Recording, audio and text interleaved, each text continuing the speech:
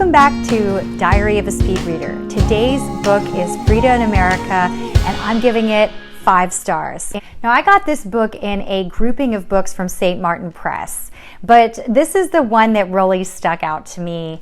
I think Celia Stahr did an amazing job on this biography. It really does have something for everyone. If you're a historian, if you love art, if you love culture, if you're interested in gender and diversity issues, the way that this is presented is so fantastic and so conversation worthy that I really do hope that you put it on your list for 2021. I went through 4 things that really stuck out to me. But before, I'd so appreciate it if you'd subscribe to my channel, like, or comment below. Now, let's get into what makes this book so exciting to me. Now, the first point is that it is fantastically written. Celia Stahr somehow manages to convey the intensity and passion of this unique woman in a way that really makes me want to review her art. I mean, historically, Frida Kahlo has not been one of my top 5 artists, so to speak, but I have to say that now that I better understand where she's coming from, the artist perspective and the passion that this woman has, through the writing of Celia Stahr, I gotta look at all of these paintings once again. It's amazing. The second thing really is the presentation of culture through Frida's eyes.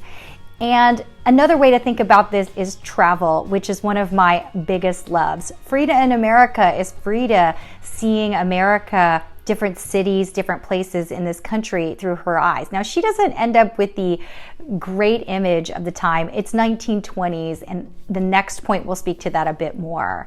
But we, through Frida, really get to appreciate different points of view. And I think that the fact that Celia Stahr was able to do that is tremendous. Third concept in this book that I just love is inclusion.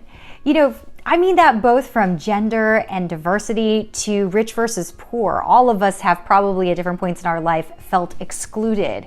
But what I love about Frida, after having read this book and better understanding her through Stahr's eyes, is that she seems like a very modern woman. You know, someone from 2021 in hipster Brooklyn, being forced to be in the 1920s. She has that very modern mindset, but she's clearly this extraordinarily talented woman that is stuck in a 1920s through 1940s paradigm where being talented as a woman doesn't matter.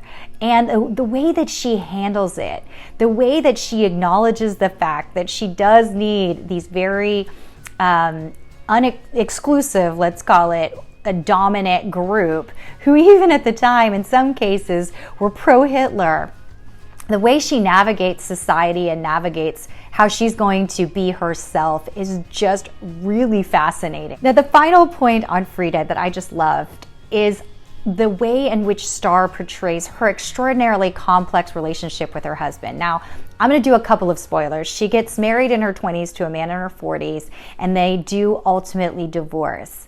And some of it has to do with the way in which her career just springs off. But at the same time, you know, Diego, a man of his times, is still extraordinarily modern as relates to the way that he supports women. I just find that type of story so fascinating. It's so rarely told, but I do think it's a story that increasingly many women just don't hear enough of. How would you even deal with a relationship? How would you think about mistakes that you made or frustrations that you have? Speed reading stats, this book was a fully engaged 55 minutes for me to read.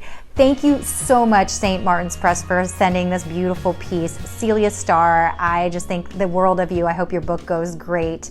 And everyone stay safe out there and be kind to each other. Happy 2021.